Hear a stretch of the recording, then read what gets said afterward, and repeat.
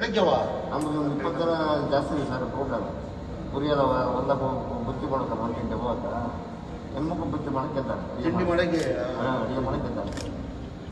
Actually ಎಂಟಿ cylinder ಖಾಲಿ cap open ಮಾಡಿಬಿಡ್ತಾರೆ. That is explore. ಹಾಗೆಯೇ ಫೈರ್ ಇತ್ತಂತೆ, ಒಂದು ಉರಿತಾ ಇತ್ತು, ದೇ ಓಪನ್ ದಿ ಕ್ಯಾಪ್, ಅದು ಎಕ್ಸ್ಪ್ಲೋರ್ ಆಗುತ್ತೆ.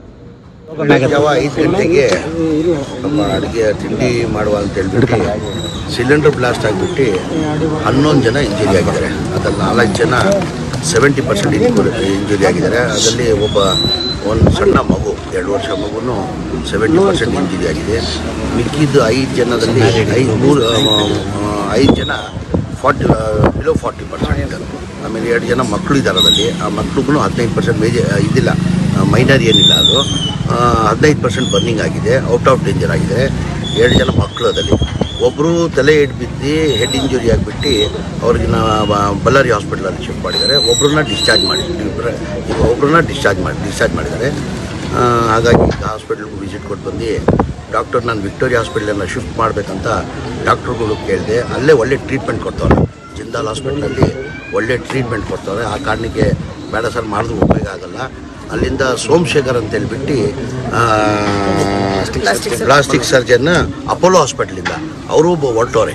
ಅವ್ರು ಬಂದು ನಮ್ಗೆ ಸಜೆಷನ್ ಕೊಡ್ತಾರೆ, ಏನು ಮಾಡ್ಬೋದು, ಇಲ್ಲೇ ಟ್ರೀಟ್ಮೆಂಟ್ ಕೊಡೋದಾ ಇಲ್ಲ ಬೆಂಗಳೂರು ಶಿಫ್ಟ್ ಮಾಡೋದಂತ. ಇದಕ್ಕಂದರೆ 70% ಇದೆ, 4 ಜನಕ್ಕೆ 70% ಆಗಿದೆ. ಅವ್ರಿಗೆ ಇಲ್ಲೇ ಟ್ರೀಟ್ಮೆಂಟ್ ಕೊಡೋದಾ ಇಲ್ಲ ಬೆಂಗಳೂರಲ್ಲಿ ವಿಕ್ಟೋರಿಯಾದಲ್ಲಿ ಟ್ರೀಟ್ಮೆಂಟ್ ಕೊಡೋದು. ಆ ಸೋಮಶೇಖರ್ ಅವರು ಪ್ಲಾಸ್ಟಿಕ್ ಸರ್ಜನ್ ಬಂದು ಅವ್ರು ಸಜೆಷನ್ ಕೊಡ್ತೀನಿ ಅಂತ ಹೇಳಿದ್ದಾರೆ 3:15 ಗಂಟೆಗೆ. ಅದಾದಮೇಲೆ ನಾವು ತೀರ್ಮಾನ ಮಾಡ್ತೀವಿ. ಸರ್, ಈಗ ಘಟನೆಗೆ ಏನು ಕಾರಣ ಗೊತ್ತಾಗಿಲ್ಲ. ಇಲ್ಲ, ಅದೇ ಗ್ಯಾಸ್ ಇದೆ ಏನೋ ಲೀಕ್ ಆಗಿಬಿಟ್ಟು ಅಡುಗೆ ಬೆಳಗ್ಗೆ ತಿಂಡಿ ಮಾಡೋಕೆ ಹೊರಟವ್ರೆ. ಇದ್ದಾಗೆ ಇದಾಗಿಬಿಟ್ಟು ಸಿಲಿಂಡರ್ ಬ್ಲಾಸ್ಟ್ ಆಗಿಬಿಟ್ಟು ಈ ಘಟನೆ ಆಗಬಾರ್ದಾಗಿತ್ತು. ಆ ಘಟನೆ ಆಗಿದೆ.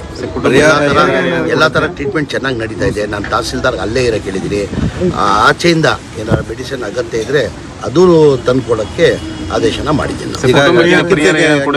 ಪರಿಹಾರ ಬದಲೇ ರಿಕವರಿ ಆಗಲಿ. ದೇವ್ರದ ಪ್ರಾರ್ಥನೆ ಇಷ್ಟೇ ಮಾಡೋದು. ಮೊದಲೇ ಅವ್ರು ಜೀವ ಉಳಿಯೋಕ್ಕೆ ಪ್ರಯತ್ನ ನಾವು ಮಾಡ್ತಾಯಿದ್ದೀವಿ. ಉಳಿತಾರಂತ ನಮ್ಗೆ ಏನಿಗಂದರೆ 70% ಹೇಳೋಕ್ಕಾಗಲ್ಲ. ಈಗ ಡಾಕ್ಟರ್ ಕೈಲೂ ಇರಲ್ಲ, ನಮ್ಮ ಕೈಲೂ ಇರಲ್ಲ, ನಿಮ್ಮ ಕೈಲೂ ಇರಲ್ಲ. ಆ ದೇವ್ರ ಕೈಲಿರೋದು. ಅದು ದೇವ್ರ ಇಚ್ಛೆಯಾಗಿ ಅದು ಉಳಿದ್ರೆ ಸಾಕಂತ ನಾವು ಬಯಸ್ತಾ ಇದ್ದೀವಿ. ಇಲ್ಲ, ಚೆನ್ನಾಗಿ ಎಲ್ಲರೂ ಮಾತಾಡ್ತಾರೆ. ಏನಾಗಿದೆ ಬರ್ನಿಂಗ್ ಸ್ಪೆಷಲಿ ಏನಾಗಿದೆ ಏನೋ ಗೊತ್ತಾಗಲ್ಲ. ಚೆನ್ನಾಗಿ ಎಲ್ಲರೂ ಚೆನ್ನಾಗಿ ಮಾತಾಡ್ತಾರೆ. ಯಾರು 70% ಅವರು ಇದ್ದಾರೆ. ಆ ಜಿಂದಾಲಲ್ಲೇ ಕೆಲಸ ಮಾಡೋರು ಒಬ್ಬರು ಇದಾರಲ್ಲ, ಜಿಂದಾಲಲ್ಲೇ ಕೆಲಸ ಮಾಡೋರು ಹಾಲಪ್ಪ ಅಂತ ಹೇಳ್ಬಿಟ್ಟು ಅವರು ಚೆನ್ನಾಗಿ ಮಾಡ್ತಾರೆ. ನನಗೆ ನೋವು ತಂದಿದ್ದೇನೆ ಪಾಪ.